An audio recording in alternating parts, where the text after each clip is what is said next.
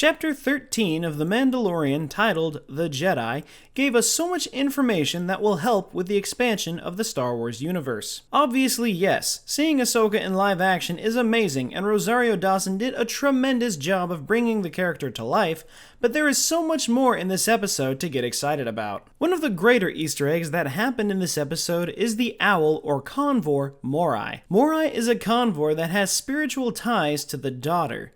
The daughter was the living embodiment of the light side of the Force, who, during the Clone Wars, saved Ahsoka from death by transferring her life into Ahsoka's. We see Morai in ancient murals depicted of the father, the son, and the daughter, with Morai right next to the daughter in every depiction. In Star Wars Rebels, we learn that Morai follows Ahsoka everywhere, as Ahsoka says, "She's an old friend, I owe her my life."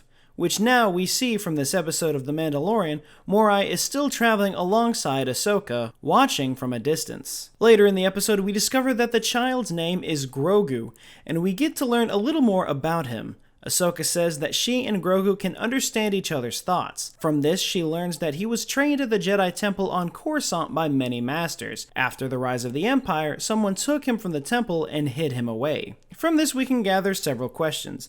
At 50 years old, he was born roughly about the same time as Anakin Skywalker, and was even at the Jedi Temple when Anakin first came to be tested in The Phantom Menace. His age would obviously explain why he was trained by many masters, but where did he come from? Being the same species as Yoda, one could consider that it's possibly his offspring. Not in a way that contradicts the Jedi Code, however. This could be a situation like Ki-Adi-Mundi, who was a Syrian, and because of the low Syrian birth rate, he was allowed to have multiple wives to help with repopulation. There's also the question that comes from Ahsoka saying that someone took him from the Jedi Temple after the rise of the Empire. Who was alive and able to get Grogu to safety? Myself, alongside the rest of the internet, have a few theories as to who this Jedi could have been, assuming it was a Jedi that took him from the temple, one of which being Mace Windu. While not likely, there have been several conversations about him surviving the fall after his duel with Darth Sidious. After that fall, he could have then made his way to the Jedi Temple to rescue Grogu. Another theory is the Jedi Temple librarian Jocasta Nu. Now that it has been established that she survives Order 66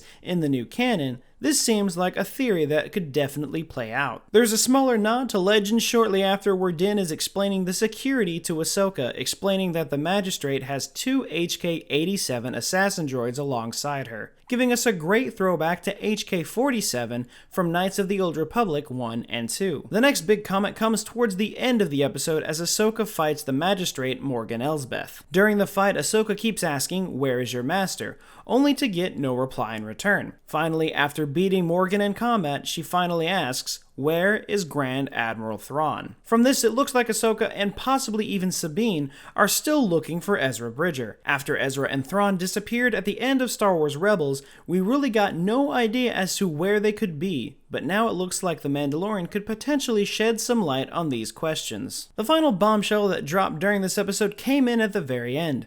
Ahsoka tells Din that she cannot train Grogu, but there is another way, telling Din to take Grogu to the ancient planet of Tython. Once there, he will find the ancient ruins of a Jedi temple. Din should place Grogu on the Seeing Stone and allow him to choose his path. If Grogu reaches out with the Force, there is a chance that a Jedi could sense his presence and travel to Tython. The reason I see this as such a big deal is because of what Tython could hold in store.